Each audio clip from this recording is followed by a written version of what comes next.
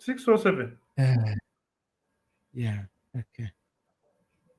Episode number 55. It's a free flow Episode number Saturday. 50. Actually, let me confirm, but I think it is. 'Cause I think the last one was 54, Mm-hmm. if I'm not mistaken. But let me just confirm that. Actually, it's episode number 56. Oh, they have Yeah, piled last up to one. such an extent that we don't know where we are. Yes, that's the thing, bro. Hmm. Yeah, I've updated it so that you see, I can't repeat. Mm-hmm. So we are on episode 56. All right, Yeah. let's do this. Yeah, So, we live, bro. We live. We live. mhm. How's your week, bro? Week is as usual. We would call it boring, but then again, I'm not seeking entertainment. So it was a bit of, I'll call it loss of confidence, Kiasi, but I had to take the bull by the horn. We had a problem, Kiasi. There was Mhm. some work which was done, but it wasn't done up to standard. So the installation guy on the bike came and said there was work which he gave instructions on how work should be done. So I said, I gave out the money thanks to support from Sharif Mustafa. Then something told me that work should only happen when the electrician is around. Now it so happens that Mhm.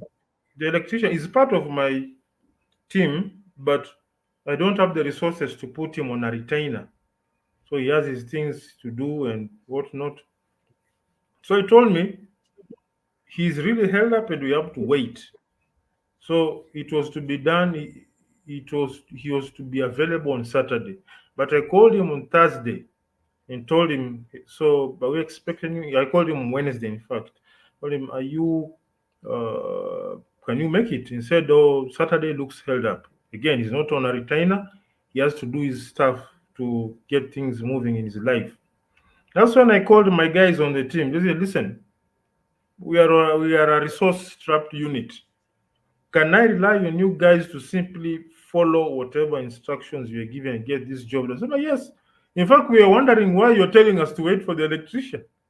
Yet we understood this task." So there are times in this job, especially where you lack what is called full expertise, you can lose some bit of confidence, and also that I think there was a aspect of what I call mentality of luck, because initially we spent 8,000, then the work was not done properly, so we spent another 7,500. Then then this one demanded 5,000. But that is part of development. When you're building something, those are things you cannot go around. I remember my favorite car, the Mercedes W124. They had to make 250 prototypes to get it right. So if this is the line you've taken, you have to take things head on.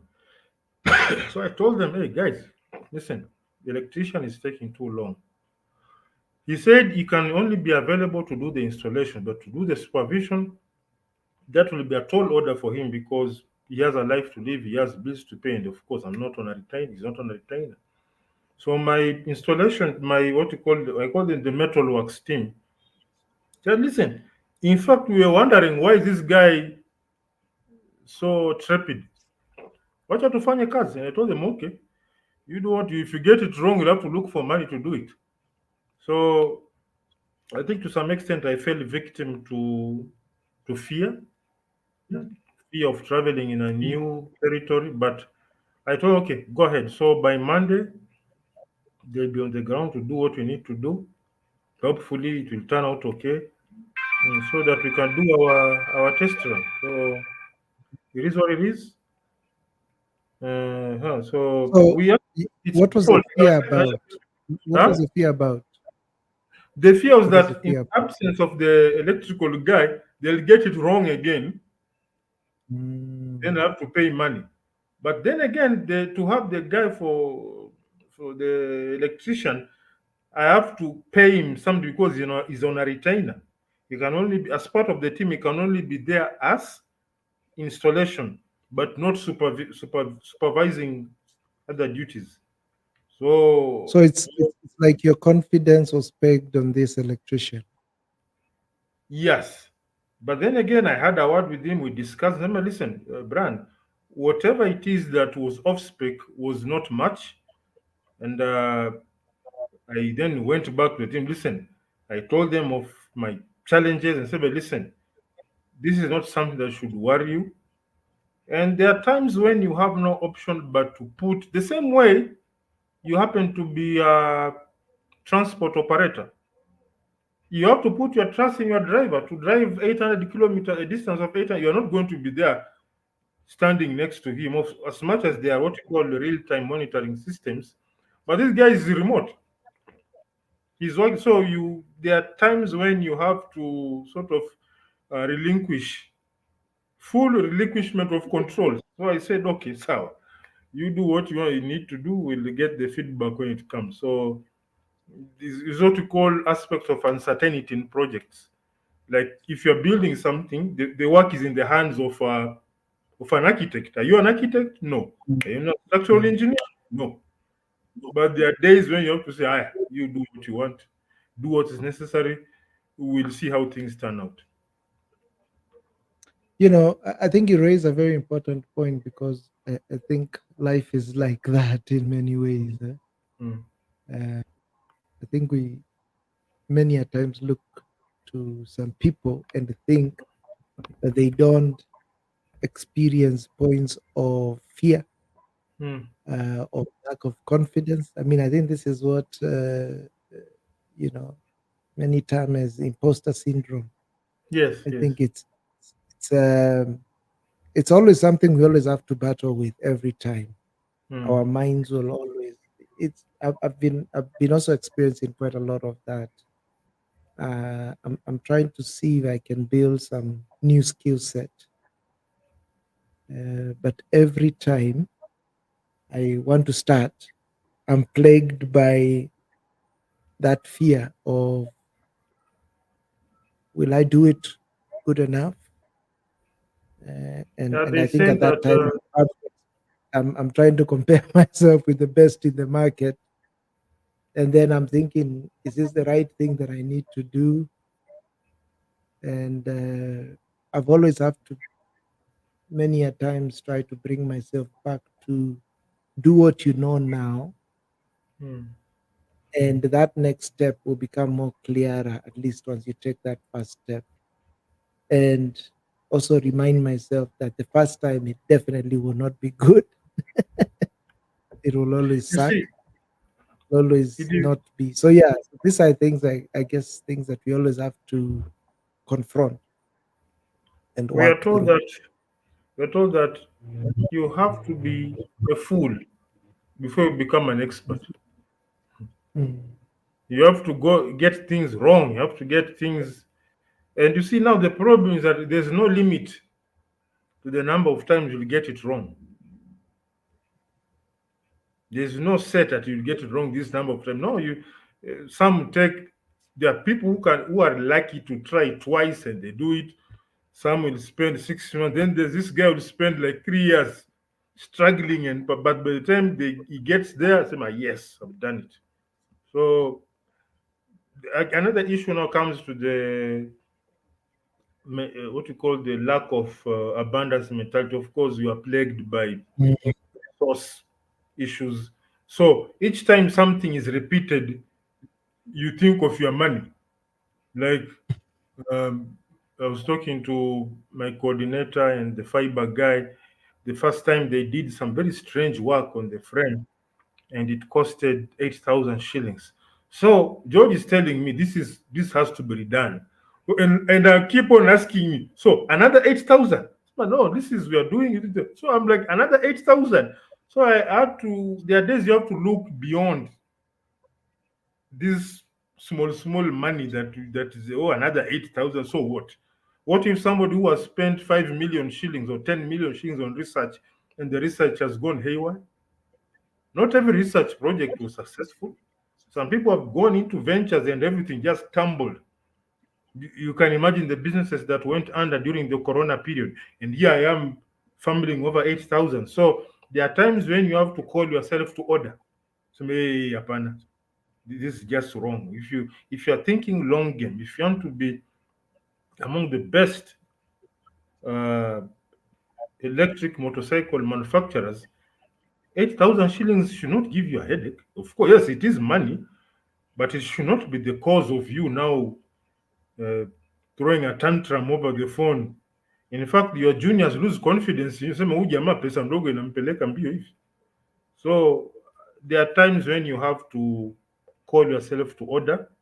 There are times when you have to limit your expressions. That is the the beauty of being a team leader. That's why no wonder when you're on top, hopefully when we get there, we'll be the ones riding the Range Rovers and the stretch limos, because now I do not have the privilege of calling people funny names.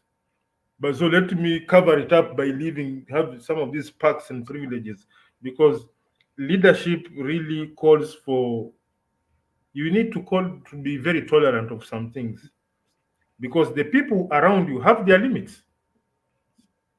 Even machines have limits. I remember Elon Musk's robots when they were building the vehicle, the Teslas, they failed. The robot started operating at around, I don't know, 20%, 30% efficiency. The only thing you can do is call the, I think there were guys from German to try and reprogram that thing. At that moment, what do you do?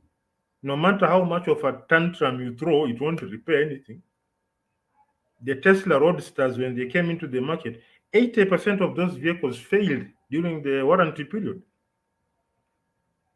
Well, are you trying to fire the entire production line? You can fire them, then you bring new people, you train them afresh, then they repair them, then 90% of them failed again. Because the people you fired were the ones who made the mistake. That was a learning opportunity for them. They didn't learn. You kicked them out. So let's take these difficulties as learning opportunities. And from, especially from the you at the top, you doing the financial shelling, you really need guts, because on the ground they are learning, your account is hitting the negatives. So you can only manage that by acting like a captain of a ship. You're on the top part, you have your binoculars, you say tumegonga mawimbi kadhaa, but we know where we're heading. Our navigation settings are very much okay. So that's about it. Yeah, you bring about some very interesting points, and rather, your discussion has sparked certain things within my mind. So, one, I think the idea of battling imposter syndrome is a lifelong endeavor. Yeah. Maybe it will just be the levels. So maybe now you're struggling with maybe a loss of 1 million shilling, and a few years down the line it will be few million shilling. Yes. So it's just or different types of problems. So now you're struggling with your initial prototype, but out of this you will develop a company that will have people, and your next thing will be managing a company, trying to figure out when the next payroll Yes. is going to happen. Hmm. It will be about managing scale. So it just means that you're graduating, you're growing. So the problems you're battling now as an adult, as a business owner, as an innovator, as a pioneer, are different from what you were battling 5, 10 years back when you were just sort of beginning your career, trying to learn the ropes. So it seems like we have to always probably give ourselves that pep talk every now and then. It seems like And that's the other thing I'm also learning when to ask for help. And I'm always, and then maybe you can share your experience, what led you to reach out to Mustafa Sharif. And I've also, in the recent past, I've had to work through certain issues, and I'm always blown away by how people are so eager to help and support me. I'm taken aback. I'm like, you know, You're not expecting the, this. the biggest issue at that point was trying to draft a text to someone. How best do you word it? When do you shoot it? To sort of send it, Timing. and then Mm. the timing, and you spend almost an entire day just Hmm. working through an Phrasing. imaginary problem. You're just in your head. Literally, you're just in your head, only to realize, this person that support that you are looking for was there and readily available and eager to help. Because some things, you know, and that's why even somebody, I think, once said, sometimes we battle through issues and only to realize tomorrow is a new day. And you'll be surprised that issue you thought you wouldn't work through, you're alive the following day and it's no more. Like now, just think of some of the issues that were eating your mind 5, 10 years back, and you're like, "What was that?" It Literally. was really question So again. What was I? It was madness. yeah, I think learning to ask for help and giving yourself sort of that pep talk Mm. to go through that period of a lack of confidence, an imposter syndrome kind of an experience. It's These are the realities of life, and there will never be one time you will ever overcome it. I think it's now just learning how to work through it. I'm also reading something around emotional intelligence. I think I'm realizing how emotional intelligence has been sort of taught, or how people have sort of appreciated it, is probably not what it was intended. It seems to me that, or rather, maybe it was how I also have been understanding it. Maybe let me not uh, put it on others. But it seems like emotional intelligence, from how I've been understanding it, and I think how it has been taught, it seems to be an issue of a self-awareness and also an awareness of others. It's kind of an empathy kind of a thing, from the way I have understood it. And maybe you can let me know if this aligns with sort of the common narrative of how that particular You've term has been you, taught. It's like you have emotional intelligence when you can sort of empathize with another person, sort of put yourself, and maybe that's part of that meaning. But what I'm also learning is learning how to manage yourself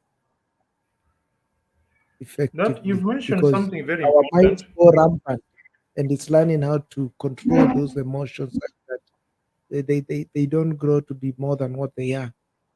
So yes, so that's another element. So the pep talk element, and learning to ask for help, and then managing your mind, I think, is the other thing. And I guess that is also sort of related with the pep talk part. You've talked of a very important. You've said something very important called self-empathy. What made Mm, me reach out to Sharif, in fact, twice, is mhm.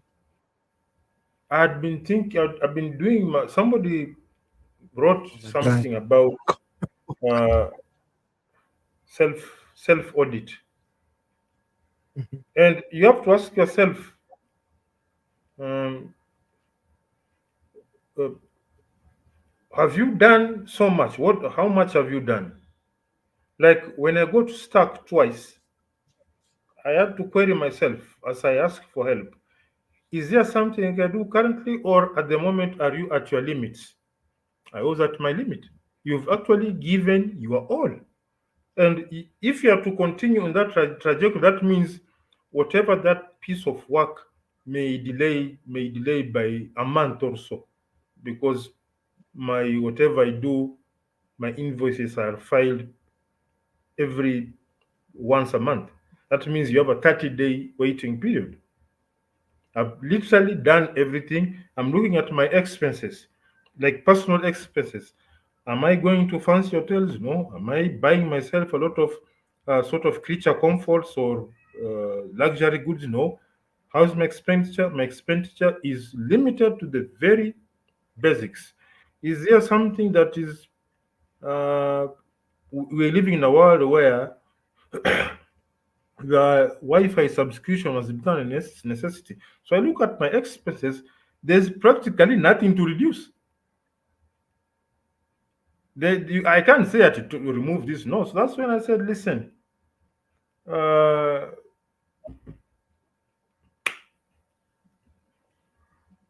no guilty conscience.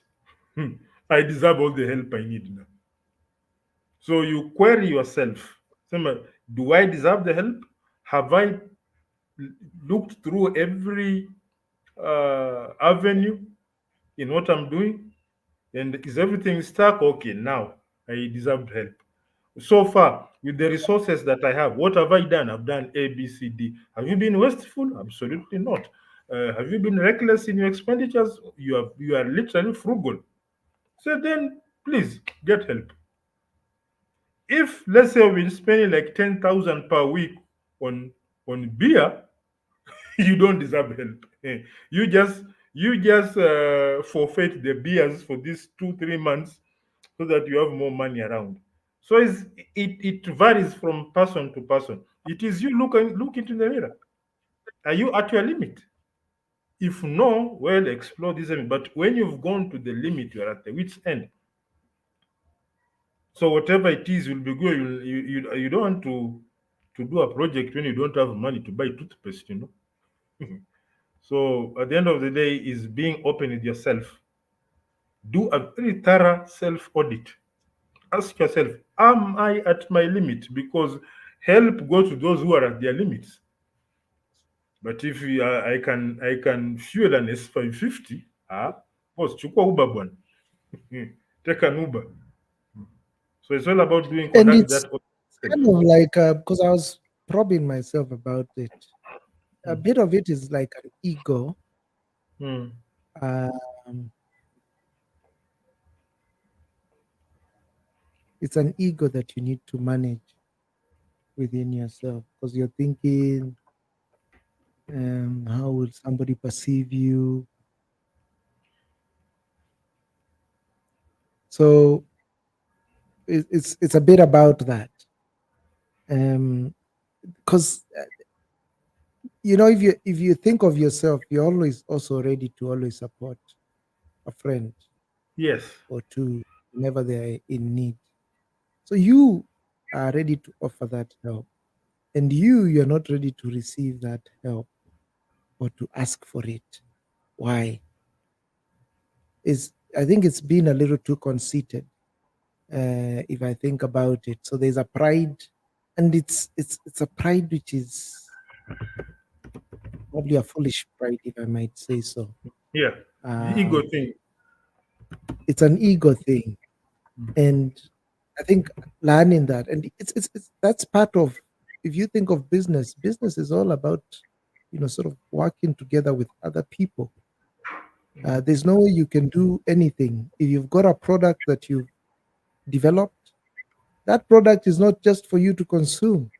That product is to be put out in the marketplace for people to appreciate and use. And they appreciate you by compensating you for that price. So it's a bit of that. So it's a give and take. Life is about a give and take. So it's learning how to work through that. So saying yes, I've got this. Even when you think of the whole sales process, it's about that. It's about giving something in exchange for another, and learning to ask and receive help is also Yeah. part of that Mm. exchange of value in one way or another. So you're being able to offer value to someone else, also be ready to appreciate and accept value from others. So it's it's going over that ego and understanding how to, you've also, as you've said, self empathy. What was the term you used? I think, was it self Self empathy or empathy. what? Self empathy. Self, yes, and that's part of it, because one of the other things that we do is beat ourselves so much than Yes, beating ourselves down. appreciate ourselves. So Hmm. we beat ourselves more. I was There's another gentleman I follow, and one thing that I've also seen with him, he always talks about this positive self talk, and I've seen that come on theme. It's almost now I could almost say that's the message that I associate with him, because I've seen him speak about it more than once, uh, and it's powerful to see, observing his life and how he's been able to grow and scale. I would imagine that has been the one thing that he's been a very consistent way. So that self-talk, and I guess it's part of that, also overcoming that imposter syndrome, a lack of confidence. When you go through a point of failure or loss, as you're saying, these are all points of or opportunities to, problem solve, opportunities to learn, and all that kind of a thing. Yeah, Um, I think I always Mustafa say that Said is. Sharif Mustafa, karibu sana, is a gentleman who has, on multiple occasions, bailed me out. And these are days when I had to exercise self empathy, because, as I said, you can't run a project when you don't have toothpaste. You'll be talking in your mouth. Then when you tell people, when somebody asks, hey, how come your mouth is smelly? Say, oh, I've put everything in the project at a toothpaste. People said, I don't think anyone will want to associate with you. So another issue I normally say, be both your best fan and your toughest critic. Both your best fan and if you're going to go hard on yourself. Call yourself all those names. But whenever you make Mm, those milestones, appreciate them. Because, frankly speaking, we live in a world where it's driven by interest. When somebody appreciates you, chances are there's something they are looking for you. But when you appreciate yourself, you know what you've done, and also it takes some bit of pressure from you, because what you'll be getting from outside is beatings. So be moderate in your beatings, and also be moderate in your appreciation, self appreciation. Don't overdo it so that it becomes inasema kukula stock. So mm, in both equal measures, be your greatest critic. What I love more about I love about being self critic, it has no politics, it has no underhand issues, because you know yourself, you know what to do. Like whenever I'm doing my online work, I like spacing my work in minutes. 10 minutes, that is 1 hour, I'm done, I take a break. Whenever I find that I'm taking shorter, I close out one set of tasks and I write the timings. Even if the target timing is 10 minutes per task, and for some reason I get six, I took too much, like 16, I write that 16. I'm not going to write 10 so that to suit. No, write that 16 so that you know where the delays happen.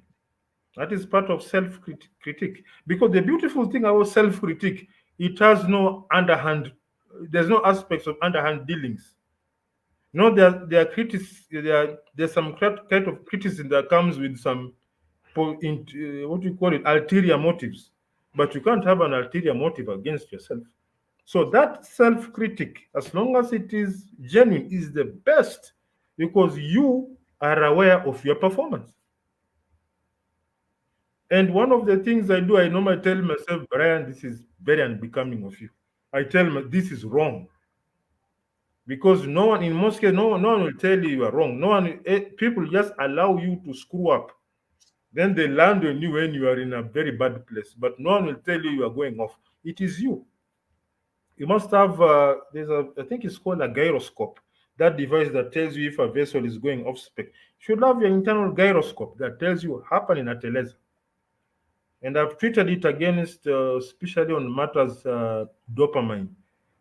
For me, whenever I feel a very strong sense of of emotion, whether negative or positive emotions, I would say I'm not going to make a decision now. Let me wait before this haze of emotions come back. It really plays a very huge role, especially when I get negative feedback from the field, the bike. They'll tell you, oh, hii imefanyika hivi. I'll tell them, okay, I'll get back to you tomorrow. I know I normally experience the best decision making clarity at the beginning of the day. So when I get some news like at around 4 or 5, I say, okay, no problem. Let's talk tomorrow. So you find that tomorrow the problem is not even very big. The problem is not so big. If there's some Exactly. We overblow things, eh? the problem, okay, let's say this issue will take around 6K to solve. I'll get 6K at the end of the month. And what data we you are on 20th? So end of the month is just 10 days away. What is the problem? So I think it's also important to understand your which part of the day are you the most stable. For me, And that's exactly that emotional intelligence because mm, the other thing I'm learning is about change. And I actually do, I told you about Toastmasters. It's a program that supports in developing your public speaking, communication, and leadership skills. So you do certain projects. They give you there's a curriculum they offer, and you have to do speech projects, leadership projects to build you on that. Very good program. mm, And I was the Toastmaster of the day. It's kind of like being an MC. So you're the one sort of running this meeting, and you pick a theme. So my theme was is change possible? And I've been mm, studying a little bit about it. And somebody was talking about why people mostly, at the start of the year, they or whatever time you come up with goals or resolutions, whatever you might call them, and you're never consistent. I think that's the main challenge we suffer. And it's because we don't understand what precedes the actions that then produce the results that you have, and over time create your character or the person that you are. And before that, there are feelings and thoughts that you always generate in your mind. So again, this is all part of that emotional intelligence, really studying your mind. As you're saying, one of the things you've learned about yourself is times of the day are likely to dictate the quality of decisions that you make. And I guess that's part of it because you're probably more empowered and more logical in the morning, and then in the yes. evening as the day is off because you've probably been influenced by certain things, either the information you're getting through radio, TV, your environment is Even influencing. something as simple as nani, Chantel amekula fair. Chantel has eaten Exactly. fair and she didn't turn up. So you're like, huh? Mm. And So you thought your week was made. You're like, ish, man, I've been working through this shit.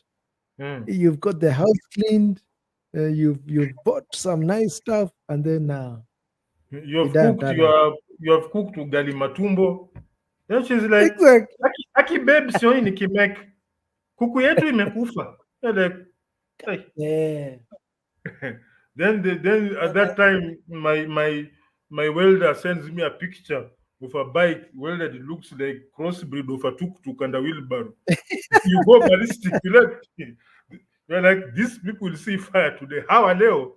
Watajua mimi ni nani? Then And but you know, if you even keep today, quiet, earlier this week, we were doing also some project for a client, mm, and I was working with some of these guys that were, they were mounting something, and then I was mm, like, "Ish."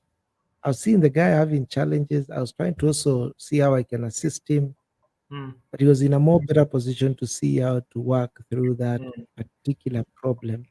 mm, And at some point, I was like, man, did we make the right choice in terms of the item that we had picked and whatever? But the guy was able to figure out a workaround which worked. So at that mm, point in time, as you're saying, where you lacked a bit of confidence, wondering, hey, will you deliver to the client's expectations and what you had Mm. actually sold them?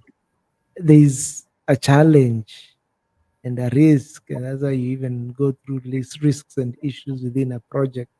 So, and at that point in time, your mind is like, man, can we work through this? Only for you to take a step forward, and And that it is opens why, another way, answering a different question, and before you know it, you've been able to and that is resolve it. that's why I think it's a statement that we normally take for granted, but indeed, cooler heads do prevail. Cooler heads prevail. We normally take it, but when you get into the nitty gritty of some of these things, you realize when you sort of unplug from some of these noises, some of these problems are really, really sometimes the problem is in your head. Like this time when something just a few months ago, something was needed and something had gone wrong. They needed some money, and I was starting to get worked up because I have to wait till the end of the month. Then I said, "Oh, which? Oh, we're on 28th of the month, and so 4 or 5 days. Pesa imefika. What is the noise about?" In fact, I called the guys. Hey, relax, guys. Next week the money will be available. Bang! Here we go. No tantrums, no nothing. And so that statement, I cooler heads me because I cannot think of a day when tantrums assisted me. In fact, when you throw a tantrum, you call people names, the morning you are regretting. So why did I? Now, it reminds me of one of the places I was employed. Uh, there's a guy I found there. Yeah, I was joining him and trying to learn what's happening. I realized that when he came to reporting, he would sort of alter the reports, then do something by this in the system, then tailor the report to look like the same. Why do you do the same? Listen, whenever I report some of these problems, the boss starts screaming his head off. So there's no value added from reporting some of these things. You better work hard and repair it. Then say it has been repaired. If you said there's a problem and you are repairing it, we have it. Hey, command of us as Chuck Norris or some weird stuff happening in the office. So somebody says he'd rather quietly work on the problem and then report that it's been solved. Now the problem, what when we have such an operating environment, that means the people at the top are now kept in the dark. They are not part of the learning process. Because when something is reported to you, let's say something is reported to you, I'll say, okay, do you need help or can you sort it? Yes, I can sort it, no problem. Sort it, report to me. It is sorted, the report back, okay, what did you do? I did A, B, C, D. Perfect. How did you end up there in the first place? Because da da da da. So I document it. If you are a boss, you are documenting. It's now you are now part of the learning system.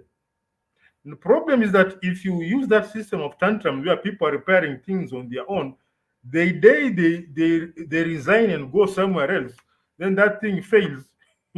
Utalamba lolo. You'll have a very difficult time explaining how are these things happening and you are here. Why?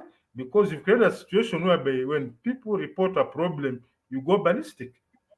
So what I know the people are busy repair. Brother tu, hey, tengeza haraka haraka mdosi asiipate. Okay, sawa, no problem. So he created a situation where the day this guy resigns, he goes with that knowledge because the management has not captured and documented this thing. Like this system had a failure, and this was the method applied in rectifying the failure.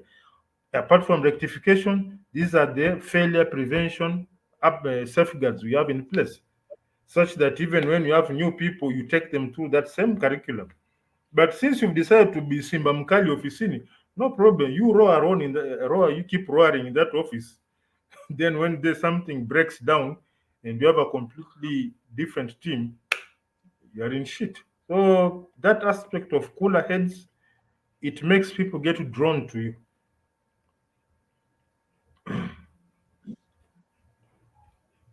Yeah, that's true. I think the things there's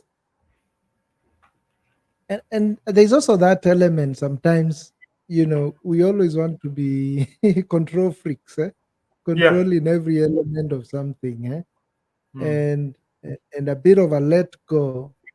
mm, Again, as you're saying, maybe it puts you in a better mental framework to make a better decision, because now mm, you're not just too much obsession on the situation, mm. and sometimes you don't have to apply anything from your side, and You see, you, it's you good don't want to for risk. clean You don't want to support. risk.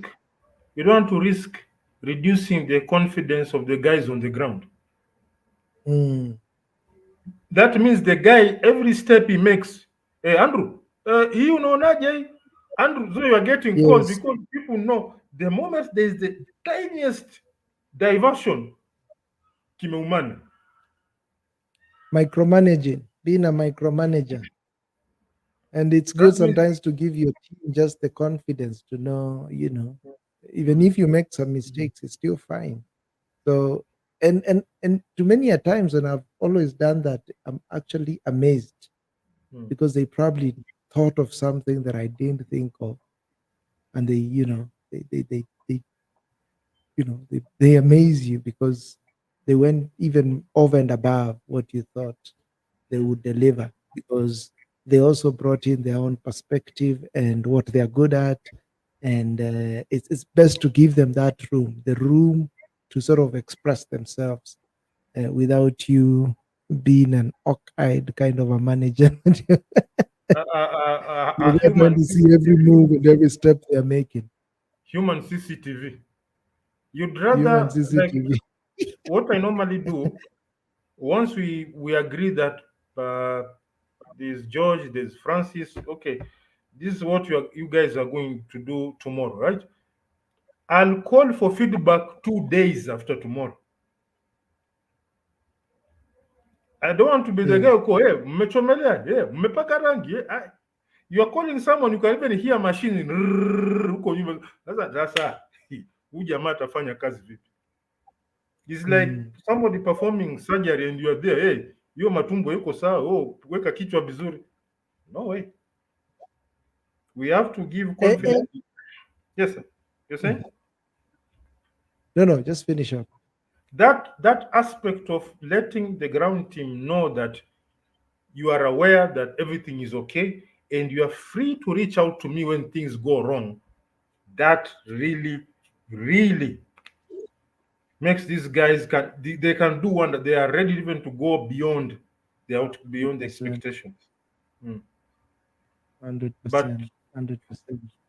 mm, And actually, sometimes when you're again, this is where also the ego and pride comes in. mm. When you're also being too much of a social, of a control freak, you know what you're projecting? You're actually projecting your own insecurities. Securities, yeah. Yeah, you actually, it's not on them, it's on you. You're the one projecting those You're insecurities. not just And projecting, to, you are yeah, infecting and spreading the entire team with security. correct. Because Everyone then is also afraid. Mm. you make them not to, take risks where they're supposed to take Yes. risks, Mm. express themselves fully where they're supposed to express themselves. Mm. It's and I guess this is the level of self-awareness that one needs to have Mm. enough to, make that logical decision, not to, get mad into that tunnel kind of thinking or mentality, obsession, some kind of, it's a very, how would I put it, negative obsession of sorts. You're not really obsessing on the right thing to obsess with, because there's some positive obsession where you're just minding your own world and living within that and avoiding certain distractions. But this obsession where you're now getting yourself involved in things you shouldn't be exposed. Yeah, that's a key thing. And I think what also that other thing that it brings up, I was almost losing this thought, is being good in terms of delegation and and giving instruction. So you don't want, and I know I'm that kind of a person, because of I don't like people who give either half baked information that will keep me going back and forth. It's been very deliberate. Actually, this guy of I don't know if you've read that book of the 4 hour work week, Tim Ferriss. Have you read it? I need No, to no, no, no. reread it again. I read it quite a while back, and there Mm, are people that live with that side kind of mentality of trying to work for 4 hours. It's a mindset, not necessarily meaning you have to work for 4 hours within a day, but it's mm. learning how to fully maximize your time because you meet many people. We have 8 hour work days, but if you look at it, many people probably are doing an hour or 2 hours productive work. So what these 4 hours forces you is, do that deep work for those 4 hours, and you probably be delivering more than the guy who's sitting in the office for 9 to 5, but I delivering remember. much less. He spoke about that aspect of how to be an effective communicator, where you the information you give is conclusive. You're not just giving portions of information that causes you to have a chain of emails, but ensure that the email that has gone out to Brian is conclusive, that It's the called. question is asked, they are It's called. already answered, and it's now you've already empowered him with the information he needs to for him to move forward on the task that you've assigned him. We call it the avoiding the zigzag. A zigzag Mm, is like, when you look at what you call work data stream, whereby information is coming from me to you. All right, we need A, B, C, D, pop, gone like that. Now, opposite of that is zigzag. It goes to you. There's something not clear. It zigzags back to me.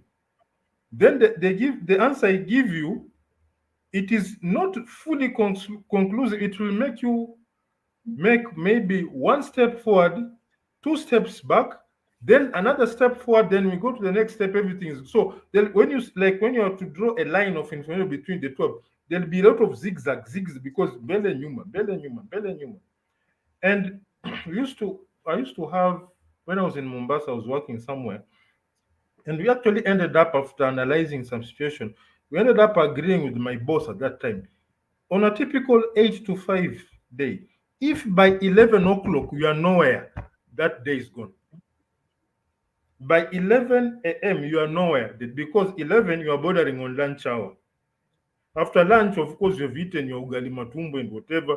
You are aiming for 5 o'clock. So by then, you are gone. So if by 11 there is no detectable movement or detectable progress on whatever you are doing, you may want to start coming up with a damage control procedure so that tomorrow will I'm not saying that you check out of your office at 11, but try and looking at what were the causative agents of you not having done much by 11 o'clock, so that the following day things work. I know, okay, for us it was that way. We used to analyze things like we have to meet someone, have to do 11 o'clock, we have failed to meet two people because of A, B, C, D.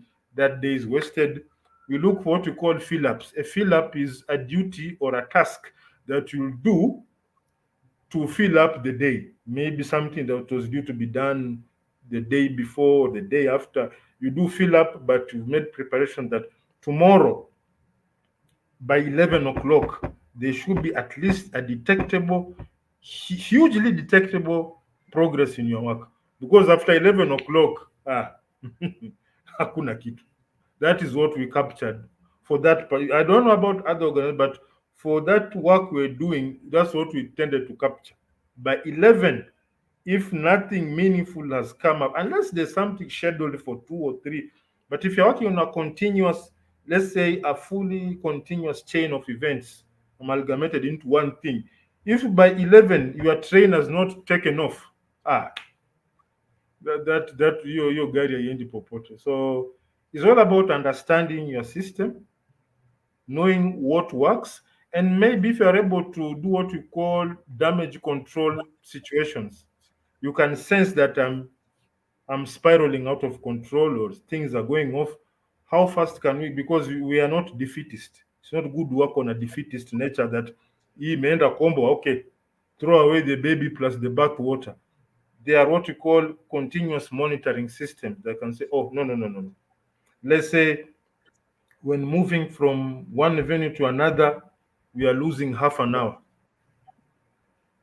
So can we reduce it to a virtual meeting? Because you have three meetings and you are taking half an hour to move, that is 90 minutes, 1.5 hours.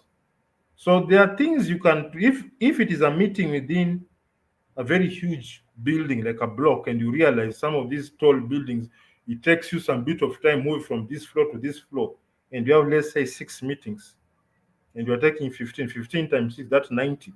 There's no harm in going virtual. There's no harm in going virtual. This reminds me of two things. There's a friend of mine who actually she recently relocated. I think she's to Germany. She's an engineer. She used to work for Ketraco. She now works for Siemens. So she's based out of Germany. She's been there for a year. So we caught up. I caught up with her a few weeks back, and she was telling me the difference between comparing our work experience in Kenya and in Germany. Mm, And she said how they are very specific. mm. They don't want any ambiguity. Is it called ambiguity? Yes. Mhm. Like she was telling me when they draw up project plans Mm, for when she was in Ketraco, mm, the project plans would be like maybe 2 pages long at the very most,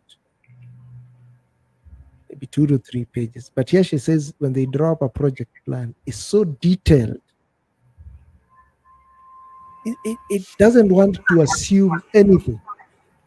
If to create uh, an arm of something means you use five rivets, whatever that component is, it will indicate the number and not leave it to your discretion. Because I think the way we do things is we assume. And I've been having this challenge actually, if I reflect more, with our guy at the local embassy here. mm, They now give, they provide quite a number of good services.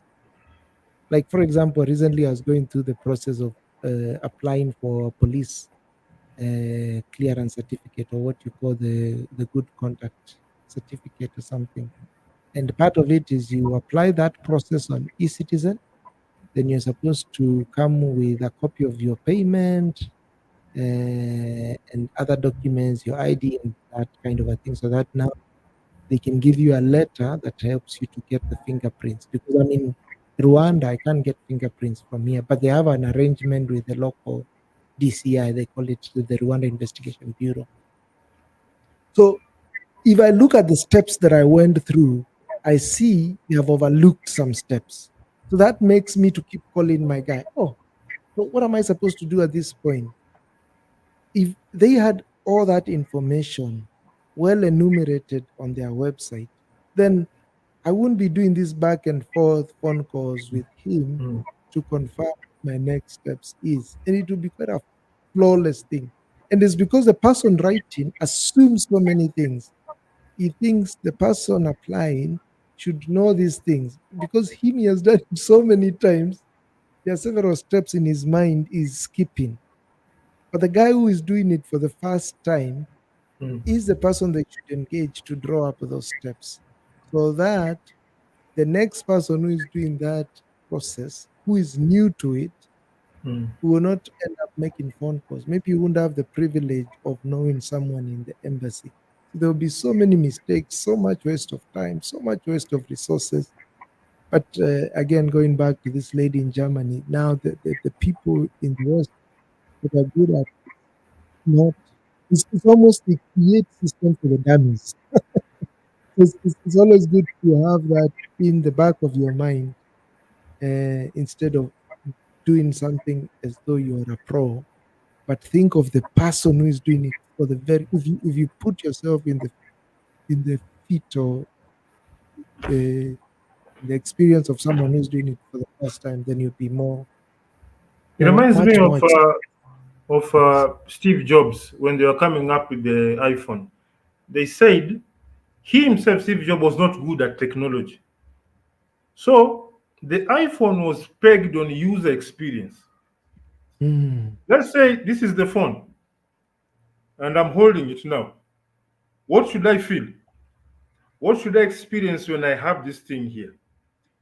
So what happens is collect all that user experience, then work back. So what you're saying is assume the person who's going to apply for that certificate, that is his very first time. Put yourself there. Now come up with an extremely conclusive document. So it's more of just due diligence, and avoiding assumptions. It's like avoiding us. I don't know. You know those vehicles where those manual vehicles where it has that markings for the gears 1, 2, 3, 4, 5. I think they guess that they want you to see where the gear is going. Then there's these ones where it's just a very huge knob colored. Then maybe that vehicle, the gear system is different. You know, ah. So it's all about just ensuring that whatever we are presenting to someone, it will work with minimum question, minimum the zigzag data lines will not be just one straight, and maybe one or two questions here and there, but it's all about Exactly. we save a lot of time. Yeah. So you had mentioned about closing early or something, and you're at 56 minutes. Yeah, I think we're already 12 minutes past 6, but I think it was a good conversation. Hmm. I didn't want to stop it midway. Hmm. Yeah, we've had quite a very interesting. It's sort of today was sort of reflecting on ourselves, sharing some of the Hmm. things that we experience in this Plus, journey called life. also, I think a recap based on our previous phone call during the day, a bit of Yeah, hashing out on, you know, creating a better experience. So I think this is a very good start. Uh, yeah. so, Sharif Mustafa, thank you so much for being around. And unless my able co-host has something to say, can I say adios? Thank you, Adios. sir. See ya. See ya.